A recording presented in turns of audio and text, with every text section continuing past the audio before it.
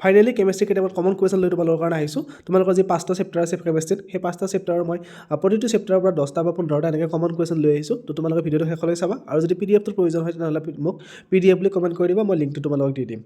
এতিয়া প্ৰথম যিটো তোমালোকৰ চেপ্টাৰ আছে ৰাসায়নিক বিক্ৰিয়া আৰু সমীকৰণ, তাৰ প্ৰথম প্ৰশ্নটো চোৱা যে পানীৰ বিদ্যুৎ বিশ্লেষণ তাৰ কোনটো বিক্ৰিয়াৰ উদাহৰণ। তো ইয়াত আমাৰ তলৰ এইকেইটা বিক্ৰিয়া দিয়া আছে, সংযোজন, বিয়োজন, অপসাৰণ আৰু তাপবৰ্জি। তো উত্তৰটো হ'ব কি আমাৰ বিয়োজন, যিটো অপশ্যন বিত দিয়া আছে। নেক্সট 2 নম্বৰ প্ৰশ্নটো চোৱা। 2 নম্বৰ প্ৰশ্নত আমাক কি দিছে যে তলৰ কোনটো বিক্ৰিয়ক পদাৰ্থ দুটাৰ মাজত আয়নৰ বিনিময় ঘটে। তো ইয়াতে অপশ্যন দিছে আমাক কি অপসাৰণ, বিয়োজন, দ্বি অপসাৰণ আৰু সংযোজন। তো শুদ্ধ উত্তৰটো হ'ব আমাৰ অপশ্যন চি, দ্বি অপসাৰণ। নেক্সট 3 নম্বৰটো চোৱা, প্ৰাকৃতিক গেছৰ দহন তলৰ কোনটো বিক্ৰিয়াৰ উদাহৰণ। তো আমাক উদাহৰণ অপশ্যন দিছে কি তাপবৰ্জি, তাপগ্ৰাহী, সংযোজন আৰু অধক্ষেপণ। তো আমাৰ শুদ্ধ উত্তৰটো কি হ'ব অপশ্যন বি, তাপবৰ্জি। নেক্সট 4 নম্বৰটো চোৱা। 4 নম্বৰটো দিয়া আছে আমাক এটা ৰাসায়নিক বিক্ৰিয়া দিয়া আছে, ZnO জিংক অক্সাইডৰ লগত কাৰ্বনৰ বিক্ৰিয়া হৈছে, আৰু কি উৎপন্ন হৈছে জিংক উৎপন্ন হৈছে আৰু কাৰ্বন মন'অক্সাইড উৎপন্ন হৈছে। তো এই বিক্ৰিয়াটো জাৰিত আৰু বিজাৰিত পদাৰ্থ দুটা কি কি সুধিছে। তো অপশ্যন এ দিয়া আছে যে জিংক অক্সাইড আৰু কাৰ্বন, অপশ্যন বি দিয়া আছে কি জিংক আৰু কাৰ্বন মন'অক্সাইড, অপশ্যন চিটো কি জিংক অক্সাইড আৰু কাৰ্বন মন'অক্সাইড, আৰু অপশ্যন ডিটো কি কাৰ্বন আৰু জিংক অক্সাইড। তো আমি চালে ইয়াতে উৎপাদন হোৱা যিটো পদাৰ্থ আমাৰ উৎপন্ন হৈছে সেইটো কি আছিলে জিংক আৰু কাৰ্বন মন'অক্সাইড। গতিকে আমাৰ শুদ্ধ উত্তৰটো কি হ'ব অপশ্যন বিটো, অপশ্যন ডিটো কাৰ্বন আৰু জিংক অক্সাইডটো। নেক্সট 5 নম্বৰ প্ৰশ্নটো কি দিছে চোৱা, যে ইয়াত আকৌ এটা বিক্ৰিয়া দিয়া আছে, আৰু এই বিক্ৰিয়াটো কি কৈছে জাৰিত আৰু বিজাৰিত পদাৰ্থ লিখিব দিছে। তো এইটোৰ কাৰণে আকৌ শুদ্ধ উত্তৰটো কি হ'ব অপশ্যন এ হাইড্ৰক্লৰিক এচিড, আৰু কি আছে এইটো মেংগানিজ অক্সাইড। তো অপশ্যন এটো শুদ্ধ উত্তৰ। নেক্সট 6 নম্বৰটো চোৱা, মেগনেছিয়ামৰ ফিটা এডাল বায়ুত দহন কৰিলে উৎপন্ন হোৱা বগা পদাৰ্থবিধ হ'ল কি magnesium carbonate, magnesium nitrate, magnesium oxide আৰু মেগনেছিয়াম হাইড্ৰক্সাইড। তো শুদ্ধ উত্তৰটো কি হ'ব আমাৰ option C, magnesium oxide. Next 7 নম্বৰটো চোৱা, পোৰা চূণে পানীৰ লগত কৰা বিক্ৰিয়াটোৰ তলৰ কোনটো বিক্ৰিয়াৰ উদাহৰণ। তো এইটো হ'ব অপশ্যন এ সংযোজন, অপশ্যন বি বিয়োজন, অপশ্যন চি তাপবৰ্জি, আৰু অপশ্যন ডি এ আৰু চিটো দুয়োটা। তো আমাৰ শুদ্ধ উত্তৰটো কি হ'ব এ আৰু চি দুয়োটা শুদ্ধ। নেক্সট 8 নম্বৰটো চোৱা, ফেৰাছ ছালফেট তাপীয় বিয়োজনত উৎপন্ন হয়, কি উৎপন্ন হয় সুধিছে। তো আমাক 3টা অপশ্যন দিয়া আছে, আৰু 4 নম্বৰটো কি দিছে গোটেইকেইটা উৎপন্ন হয় বুলি সুধিছে। তো শুদ্ধ উত্তৰটো কি হ'ব আমাৰ অপশ্যন ডিটো ওপৰৰ গোটেই আটাইকেইটা। নেক্সট 9 নম্বৰটো চোৱা। 9 নম্বৰটো আমাক কি দিছে চূণশিল উত্তপ্ত কৰি পোৰা চূণ উৎপন্ন কৰা বিক্ৰিয়াটো তলৰ কোনটো বিক্ৰিয়াৰ উদাহৰণ। তো সংযোজন, বিয়োজন, অপসাৰণ আৰু তাপবৰ্জি। তো শুদ্ধ উত্তৰটো কি হ'ব আমাৰ বিয়োজন, অপশ্যন বিটো শুদ্ধ উত্তৰ।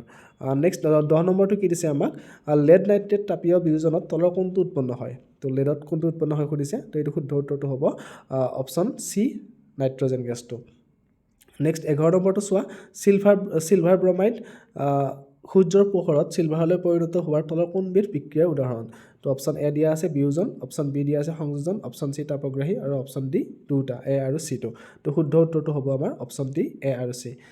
নেক্সট 12 নম্বৰটো চোৱা, কপাৰ ছালফেট দ্ৰৱত জিংকৰ টুকুৰা পেলাই দিলে জিংক ছালফেট আৰু কপাৰ উৎপন্ন হয়। তো এই বিক্ৰিয়াটোৰ তলৰ কোনটো বিক্ৰিয়াৰ উদাহৰণ। তো এইটো মানে শুদ্ধ উত্তৰটো কি হ'ব আমাৰ অপসাৰণ। 4টা অপশ্যন দিয়া আছে, তো শুদ্ধ উত্তৰটো অপশ্যন এ অপসাৰণ। নেক্সট 13 নম্বৰটো চোৱা। 13 নম্বৰটো আমাক আকৌ এটা বিক্ৰিয়া দিয়া আছে, আৰু এই বিক্ৰিয়াটো কি দিছে তলৰ কোনবিধ বিক্ৰিয়াৰ উদাহৰণ সুধিছে। তো অপশ্যন এ অপসাৰণ, ডি অপসাৰণ আৰু অধক্ষেপণ। তো আমাৰ শুদ্ধ উত্তৰটো কি হ'ব ডি অপসাৰণ আৰু অধক্ষেপণ, অপশ্যন ডিটো শুদ্ধ উত্তৰ। নেক্সট 14 নম্বৰটো দিছে আমাক কি আকৌ এটা বিক্ৰিয়া দিয়া আছে, আৰু এই বিক্ৰিয়াটো জাৰিত আৰু বিজাৰিত পদাৰ্থ দুটা কি কি সুধিছে। তো এটা কপাৰ দিয়া আছে, কপাৰৰ লগত অক্সিজেনৰ বিক্ৰিয়া হৈছে, আৰু কি উৎপন্ন হৈছে কপাৰ অক্সাইড উৎপন্ন হৈছে। গতিকে শুদ্ধ উত্তৰটো কি হ'ব আমাৰ অপশ্যন বি, কপাৰ আৰু অক্সিজেন। নেক্সট 15 নম্বৰটো আমাক কি দিছে কপাৰৰ ক্ষয়ভৱন ঘটিলে কপাৰৰ সামগ্ৰীৰ পৃষ্ঠত কেনে বৰ্ণৰ চামনি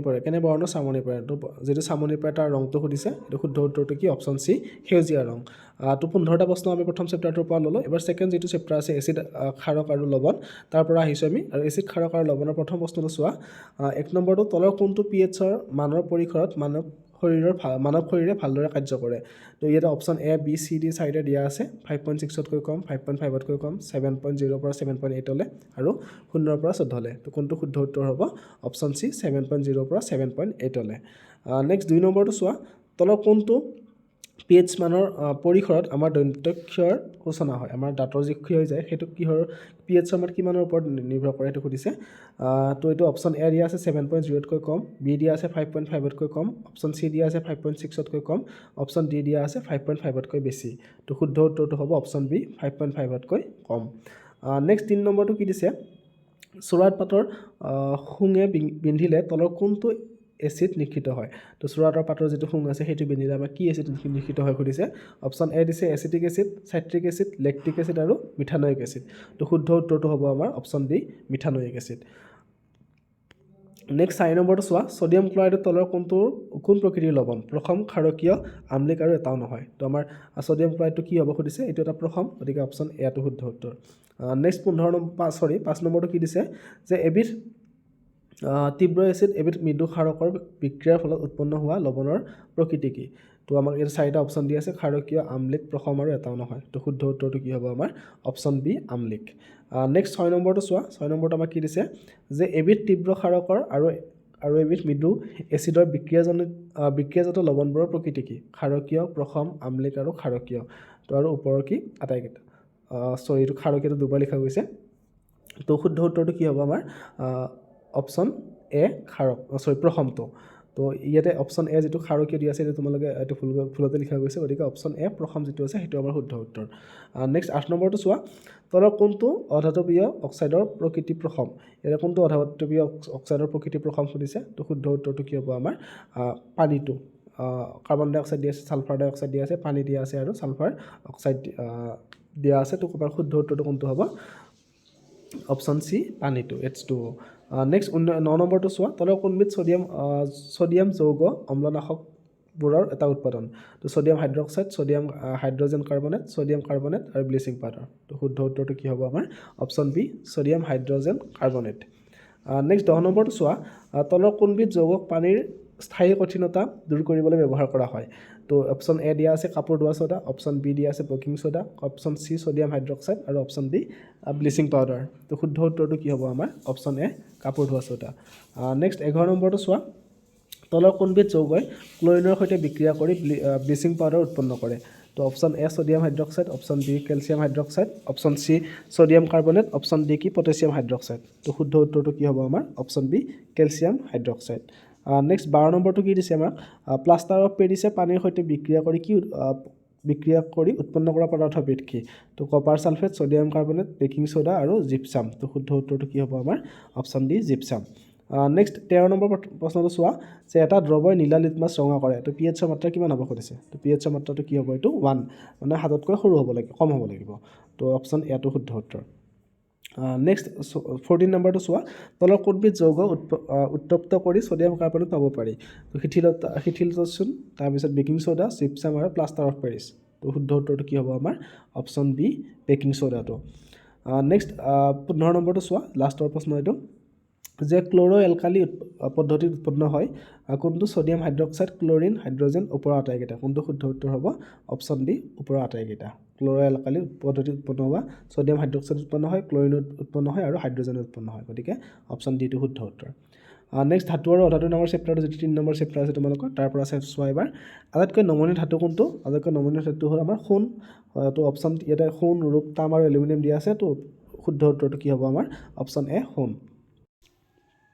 এবাৰ 2 নম্বৰটো চোৱা 2 নম্বৰটো কি দিছে আমাৰ তাৰ পৰা আটাইতকৈ সুপৰিবাহী ধাতু কি তো সোণ ৰূপ এলুমিনিয়াম আৰু সীহ আমাৰ শুদ্ধ উত্তৰটো কি হ'ব তাৰ পৰা সুপৰিবাহী হ'ল ৰূপটো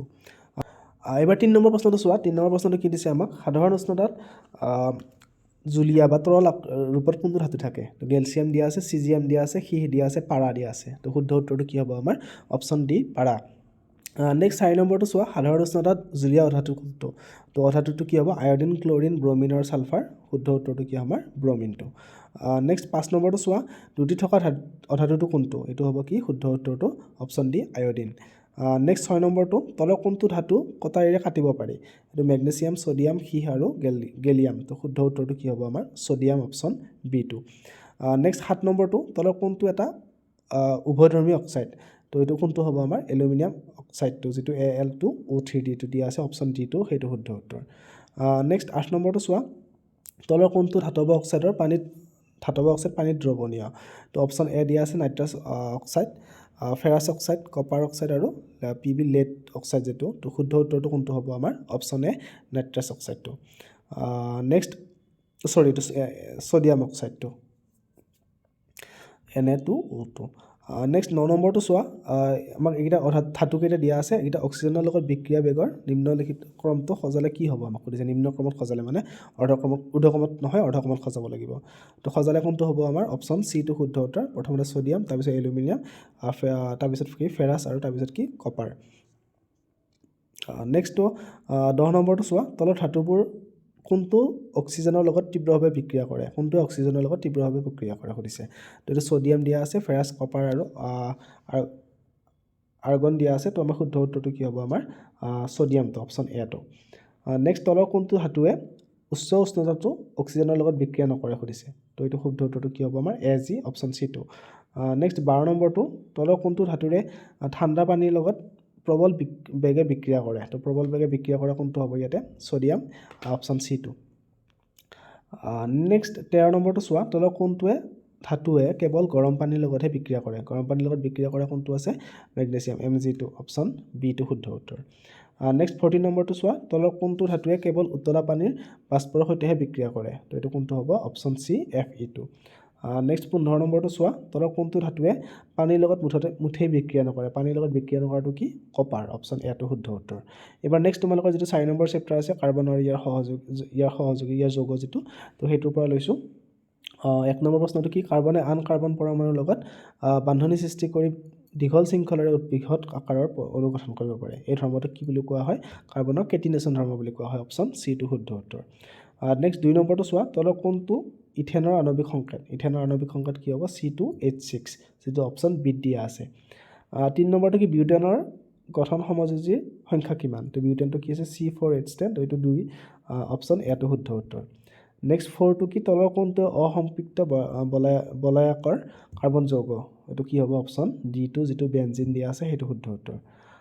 নেক্সট 5 নম্বৰটো চোৱা পেণ্টেনৰ গঠনৰ সমযোজীৰ সংখ্যা কিমান তো এইটো কি হ'ব অপশ্যন বি 3টো নেক্সট 6 নম্বৰটো কি এডাল হাইড্ৰকাৰ্বন শৃংখলত হাইড্ৰজেনৰ গঠিত প্ৰতিস্থাপিত হোৱা অনা কাৰ্বন মৌলটোক বোলা হয় কি অপশ্যন এ বিষম পৰমাণু অপশ্যন বি সমগন অপশ্যন চি কাৰ্যকৰীমূলক আৰু অপশ্যন ডি কি সমযোগী তো শুদ্ধ উত্তৰটো কি হ'ব আমাৰ অপশ্যন এ বিষম পৰমাণু 7 নম্বৰটো দিছে সমগনীয় শ্ৰেণী এটাত আণৱিক ভৰৰ বৃদ্ধিৰ লগে লগে যৌগসমূহৰ গলনাংক আৰু উতলাংক ক্ৰমে কি হয় বৃদ্ধি পায় অপশ্যন এটো শুদ্ধ উত্তৰ নেক্সট 8 নম্বৰটো কি এটা সমগনীয় শ্ৰেণীত দুটা ওচৰা ওচৰিকৈ থকা যৌগৰ মাজত আণৱিক ভৰৰ পাৰ্থক্য হ'ল কি 14U যিটো অপশ্যন চিত দিয়া আছে নেক্সট 9 নম্বৰটো চোৱা পৰ্যাপ্ত বায়ুৰ উপস্থিতিত দহন কৰিলে সংপৃক্ত হাইড্ৰকাৰ্বনে কেনে ৰঙৰ শিখা উৎপন্ন কৰে নীলা হালধীয়া ধোঁৱাযুক্ত আৰু ৰঙা তো শুদ্ধ উত্তৰটো কি হ'ব আমাৰ অপশ্যন এ নীলাটো নেক্সট 10 নম্বৰটো চোৱা ক্ষাৰকীয় পটাছিয়াম পাৰমাংগানেট আৰু আম্লিক পটাছিয়াম ডাইক্ৰমেটৰ লগত বিক্ৰিয়া কৰি এলকহল কাৰ্বক্সিলিক এচিডলৈ ৰূপান্তৰ হোৱা বিক্ৰিয়াটো তলৰ কেনে ধৰণৰ বিক্ৰিয়াৰ উদাহৰণ তো option A B C D দিয়া আছে তো তাৰ পৰা শুদ্ধ উত্তৰটো কি হ'ব আমাৰ অপশ্যন চি জাৰণটো আৰু জাৰণ বিক্ৰিয়া এটা নেক্সট 11টো চোৱা নিকেল অনুঘটকৰ উপস্থিতিত উদ্ভিদজাত তেলৰ পৰা বনস্পতি ঘি উৎপন্ন কৰা বিক্ৰিয়াটো তলৰ কোনটো বিক্ৰিয়াৰ উদাহৰণ তো এইটো শুদ্ধ উত্তৰটো কি হ'ব আমাৰ অপশ্যন ডি হাইড্ৰজেনেশ্যন নেক্সট 12 নম্বৰটো চোৱা ইথানলৰ লগত ছ'ডিয়াম ধাতুৰ বিক্ৰিয়াৰ ফলত উৎপন্ন হোৱা গেছটো কি এইটো হাইড্ৰজেন গেছ উৎপন্ন হয় গতিকে অপশ্যন বি দিয়া আছে হাইড্ৰজেন অপশ্যন বিটো শুদ্ধ উত্তৰ